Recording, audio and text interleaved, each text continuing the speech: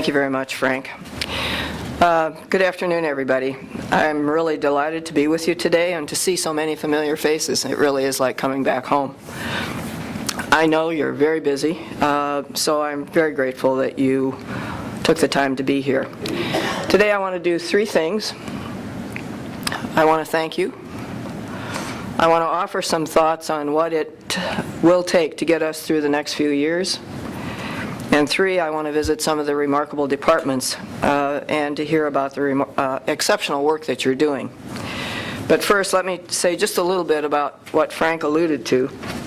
I will continue in my role as CEO for the next 18 to 24 months, along with being chair of, I think on most times, about 7 boards, including the corporate board. But I am going to be back to visit you next summer, as I have for the past 10 years, because I do really enjoy hearing about the exceptional work that you do. Bill Schoenhardt, who was the Chief Operating Officer, has left SSM. Most of his life, Bill has been passionate about public service, and he's looking forward to making a difference, particularly in addressing the health needs of veterans. I worked with Bill for 31 years. And he's been exceptional at what he does. I will really miss him, and I wish him the very best with his new focus on public service. When I step down in 2 years or less, Bill Thompson will become president and CEO, and I will continue in a part-time capacity as board chair. Bill and I have worked together for 29 years, and I have every confidence that he will prove to be exceptional in his new role leading SSM Healthcare. And he's the tall guy standing in the doorway there, so in case you haven't had a chance to see him. Well, enough about that. As I often do with my remarks, I do want to begin with a story. This particular story happened at a hospital, but I can assure you it was not an SSM hospital. It seems that the board of directors at this hospital was not at all pleased with the performance of the CEO. The hospital was on the edge of bankruptcy, and the board decided it was time for a change in leadership. After the old CEO left, they went through the requisite search until they finally settled on Paul Miller. Paul was a man with a reputation for being no nonsense and very tough when it came to fiscal matters. When Paul took over, he realized that he had to set the tone from day one. Because the board wanted him to focus on the bottom line, he was determined to rid the hospital of all slackers and to bring about real fiscal discipline. Well, as he was being taken around the hospital on his first day on the job, Paul noticed a man leaning against the wall near the door of the staff lounge. It was lunchtime, and the lounge was full of doctors, nurses, and technicians. Paul decided this was just the opportunity that he was looking for to let people know that he meant business. So he walked up to the man and he demanded, "How much money do you make a week?" Well, a little taken aback, the young man looked at him and then he replied, "I make $300 a week. Why?" Well, knowing that everyone in the lounge was looking at him, Paul raised himself to his full height.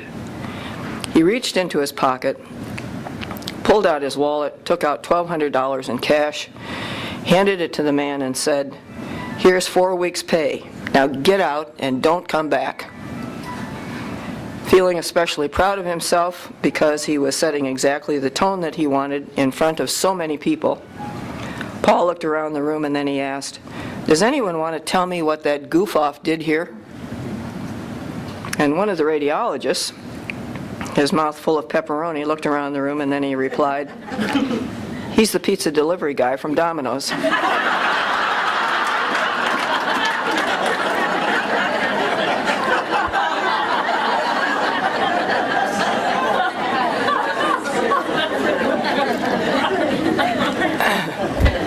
Well, you know, I guess the moral of that story could be any number of things. So you can pick any one of these. Anybody who can hand someone he doesn't know $1,200 from his wallet is, 1, vastly overpaid, B, phenomenally stupid, 3, both, or 4, even worse, since he was the CEO. Well, fortunately at SSM, our focus is on our patients, and the bottom line comes later. And although I realize that this year in particular, it probably feels like we've been paying an awful lot of attention to finances. And that's really as it should be, given the challenges that we've faced, both as a system and as a nation. I want to acknowledge right up front that this has been a difficult year. I know you're very well aware that we're weathering some very tough economic times. I won't go so far as to say that these are the most difficult in our history, but they are without a doubt challenging.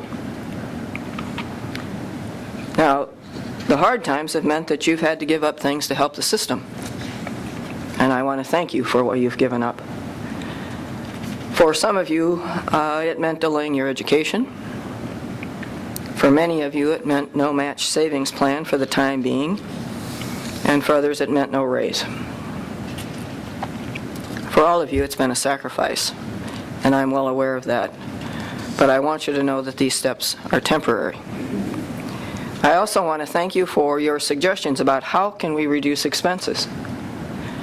Added together, your suggestions have saved SSM Healthcare millions of dollars.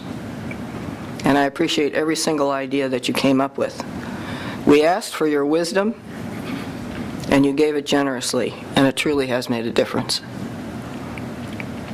As the CEO of SSM Healthcare, I want you to know that this organization would not be what it is without you, without your hard work, your kindness, your compassion, your selflessness, your innovation, and your sacrifices.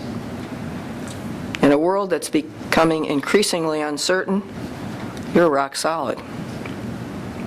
And knowing that you're here and that our patients are in your good hands helps me enormously when I lie awake at night and worry about the future. So again, thank you very much. Your dedication to our patients is the reason that as soon as the economy gave a glimmer of hope that it was recovering, we brought back tuition reimbursement. I know how important that is to many of you, and I'm sorry that you were inconvenienced while it was rescinded.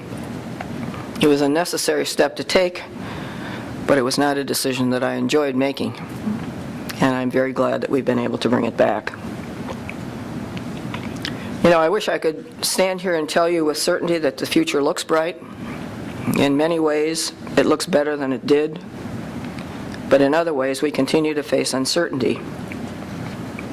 While it looks like the economy is beginning to recover, and that's good news, of course, there's a lot of uncertainty about what healthcare reform will mean to us. Some are predicting massive changes to the way that we're reimbursed. But you know, at this point, we just have to live with the uncertainty. And we're monitoring what's going on in Washington, but as you know, it's anybody's guess what reform will actually look like. What I can do at this time, however, is to give you a very brief report of the state of our system. SSM Healthcare remains one of the largest Catholic healthcare systems in the country. We have 23,000 plus employees, 5,400 physicians, and 3,000 volunteers in the 4 states where we're located. Each year, we serve nearly 1.5 million patients at our outpatient centers, hospitals, nursing homes, and other health-related services, including SSM Home Care, SSM Rehab, and Integrated Health Technologies. We are at the forefront in the nation of the transformation to electronic health record.